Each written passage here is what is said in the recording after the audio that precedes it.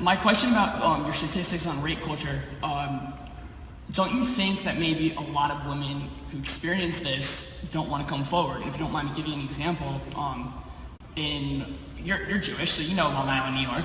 There was a case in Long Island, New York, where there was a pediatrician who, no, seriously, there's a, no, I'm waiting to hear the case. Not everyone in Long Island is Jewish.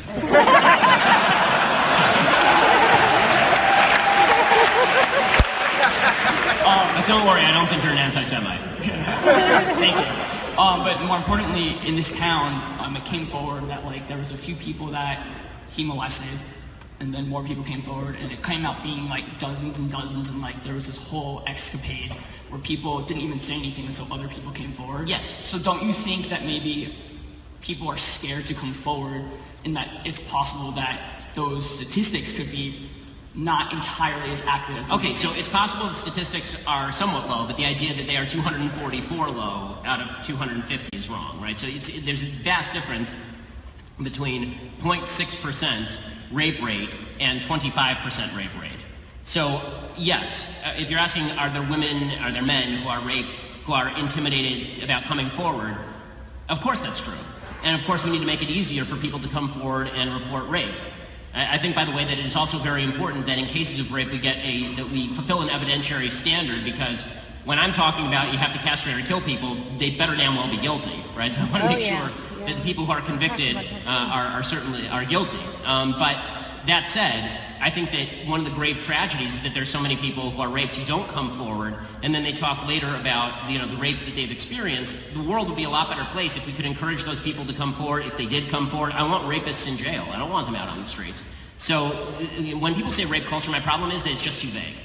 I don't know what that means. Who in the United States is pro-rape? I need to hear who out there really? Well, I think that other than Bill Clinton.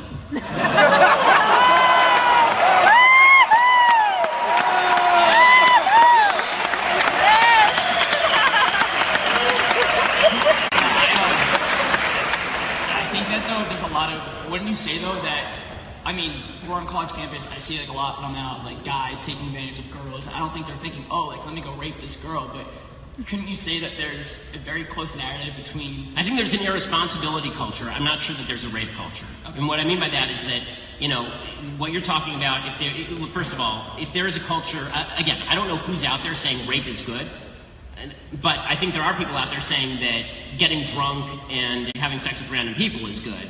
And if that leads to a higher rape rate, if there's a correlation there, that's a problem, obviously. But the reason I don't like the term rape culture is not because I'm pro-rape, it's because I'm anti-rape. I think that we should make very clear that rape needs to be stopped. But the idea that everybody out there is on the verge of raping women, which is sort of what rape culture suggests, is just not true, and it's a slander against men. Great, thank you very much. Woo! Yeah.